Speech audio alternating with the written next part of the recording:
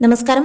നടിയെ ആക്രമിച്ച കേസിൽ നിർണായക വിധി വരാൻ ഇനി 3 ദിനങ്ങൾ മാത്രമാണ് ശേഷിക്കുന്നത്. 8 വർഷത്തോളം നീണ്ട വിചാരണയ്ക്ക് ശേഷമാണ് ഇപ്പോൾ വിധി വരാനിരിക്കുന്നത്. മലയാളത്തിലെ മുൻനിര നടിമാരിൽ ഒരാൾ ആക്രമിക്കപ്പെട്ടു എന്നതിനൊപ്പം തന്നെ ഈ കേസിന് പ്രാധാന്യം കൈവന്നത് ദിലീപ് പ്രതിപട്ടികയിൽ വന്നപ്പോഴായിരുന്നു. കേസിലെ 8ാം പ്രതിയാണ് സുപ്രധാനമായ ദിലീപ്. 8ാം തീയതി കേസിൽ നിർണായക വിധി വരുമ്പോൾ അവിടെ തീരുമാനിക്കപ്പെടുന്നത് ദിലീപിന്റെ കൂടി ഭാവിയാണ്. കേസിൽ 85 ദിവസത്തോളം ജയിലിൽ കഴിയേണ്ടി വന്ന ആളാണ് ദിലീപ്. അതുകൊണ്ട് തന്നെ ആരോപണ ശരങ്ങൾ എല്ലാം താരത്തിന് നേരെയായിരുന്നു. പിന്നീട് വിചാരണ കാലയളവിൽ പലപ്പോഴായി ദിലീപിനെതിരെ പലരും രംഗത്ത് വരികയും ചെയ്തു. വിധിക്ക് ദിവസങ്ങൾ മാത്രം ബാക്കി നിൽക്കെ ചർച്ചയാകുന്നത് കേസിന്റെ തുടർ നടപടികളേക്കാൾ അധികം പഴയ കാര്യങ്ങളാണ്. വിചാരണ വേളയിൽ പ്രോസിക്യൂഷൻ ഹാജരാക്കിയ പല തെളിവുകളും കേസിൽ നിർണായകമായി മാറിയിട്ടുണ്ട്. അത്തരത്തിൽ പ്രോസിക്യൂഷൻ സാക്ഷിയായിരുന്ന ദിലീപിന്റെ സഹോദരൻ അനൂപും അഭിഭാഷകനും തമ്മിലുള്ള സംഭാഷണം ഏറെ കോളിളക്കം സൃഷ്ടിച്ച ഒരു തെളിവുകളിൽ ഒന്നായിരുന്നു.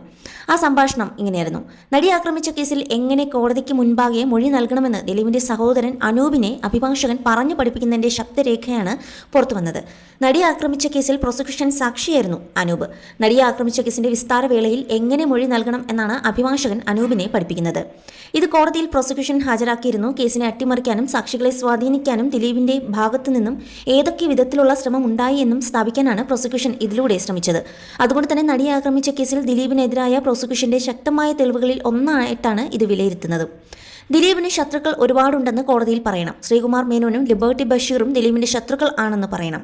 ശ്രീകുമാർ മേനോനും മഞ്ജു വാര്യരും തമ്മിൽ അടുപ്പമുണ്ടെന്നും പറയണം. ഗുരുവായൂരിലെ ഡാൻസ് പ്രോഗ്രാമിന്റെ പേരിൽ വീട്ടിൽ വഴക്കുണ്ടായെന്നും പറയണമെന്നും അഭിഭാഷകൻ അനൂപിനോട് പറയുന്നത് ഓഡിയോ ക്ലിപ്പുകളിൽ വ്യക്തമായിരുന്നു. മഞ്ജുവും ദിലീപും തമ്മിൽ നൃത്തപരിപാടികളുടെ പേരിൽ വഴക്ക് പതിവായിരുന്നുവെന്നും മഞ്ജു മദ്യപിക്കും എന്നും കോടതിയിൽ പറയണമെന്നും അഭിഭാഷകൻ അനൂപിനെ പഠിപ്പിക്കുന്നതും ശബ്ദരേഖയിൽ കേൾക്കാമായിരുന്നു.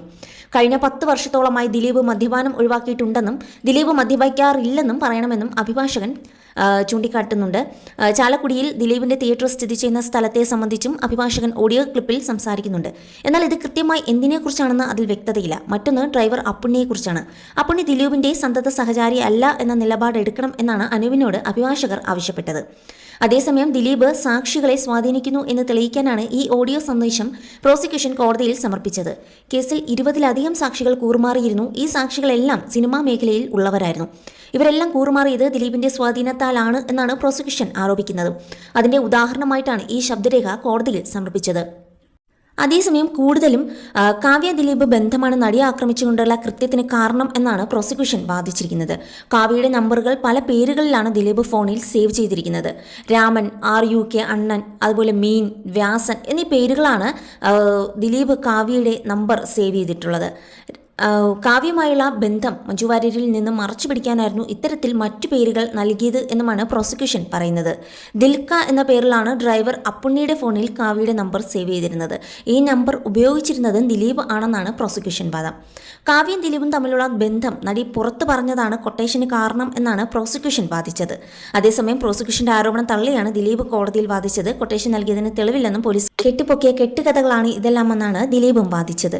ആക്രമിക്കപ്പെട്ട നടിയോട് വ്യക്തിവൈരാഗ്യം ഉണ്ടായിരുന്നില്ലെന്നും മഞ്ജുവുമായുള്ള വിവാഹമോചനത്തിന് നടിയൊരു കാരണമല്ലെന്നുമാണ് ദിലീപും വാദിച്ചത്. 2012 തന്നെ മഞ്ജു വാര്യറും ദിലീപും കാവ്യയും തമ്മിലുള്ള ബന്ധം തിരിച്ചറിഞ്ഞുവെന്നും പ്രോസിക്യൂഷന്റെ വാദത്തിലുണ്ട്. ദിലീപിന്റെ ഫോണിൽ വന്ന മെസ്സേജിലൂടെയാണ് ഇക്കാര്യം അറിയുന്നത്. മറ്റു പേരുകളിൽ വന്ന മെസ്സേജിൽ സംശയം തോന്നിയതോടെ മഞ്ജു വാര്യർ സംയുക്ത വർമ്മയ്ക്കും ഗീതു മോഹൻദാസിനും ഒപ്പം നടിയെ പോയി കാണുകയായിരുന്നു. തുടർന്ന് നടി ഇക്കാര്യം പറയുകയും ചെയ്തു എന്നാണ് പ്രോസിക്യൂഷന്റെ വാദം. 2017 ഫെബ്രുവരി 17 രാത്രി 9 മണിക്കാണ് കൊച്ചി നഗരത്തിലൂടെ ഓടിയ കാറിൽ നടി ക്രൂരമായി ആക്രമിക്കപ്പെട്ടത്.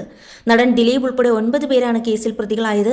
എറണാകുളം പ്രിൻസിപ്പൽ സെഷൻസ് കോടതി ജഡ്ജിയാണ് കേസിൽ ഡിസംബർ 8 വിധി പറയുക.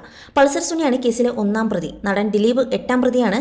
കേസിലെ വിചാരണയ്ക്കിടെ 28 സാക്ഷികളാണ് കൂറുമാറിയത്. ആദ്യഘട്ടത്തിൽ ദിലീപിനെ പ്രതി ചേർത്തിരുന്നില്ല. പിന്നീട് തെളിവുകളുടെ അടിസ്ഥാനത്തിൽ 2017 ജൂലൈ 10 ദിലീപിനെ ആദ്യം അറസ്റ്റ് ചെയ്യുന്നത്. തുടർന്ന് 2 മാസത്തിനു ശേഷം ഒക്ടോബർ 3 ദിലീപിന് ജാമ്യം ലഭിക്കുകയും ചെയ്തു. 2017 ഫെബ്രുവരിയിലാണ് പൾസർ സുനി പിടിയിലാകുന്നത്. ഇയാൾക്ക് കഴിഞ്ഞ വർഷം സെപ്റ്റംബറിൽ സുപ്രീംകോടതി ജാമ്യം അനുവദിച്ചിരുന്നു. വിചാരണ നടപടി വൈകുന്നതിലുള്ള അതൃപ്തി വ്യക്തമാക്കിയാണ് സുപ്രീംകോടതി പൾസർ സുനിക്ക് ജാമ്യം അനുവദിച്ചത്.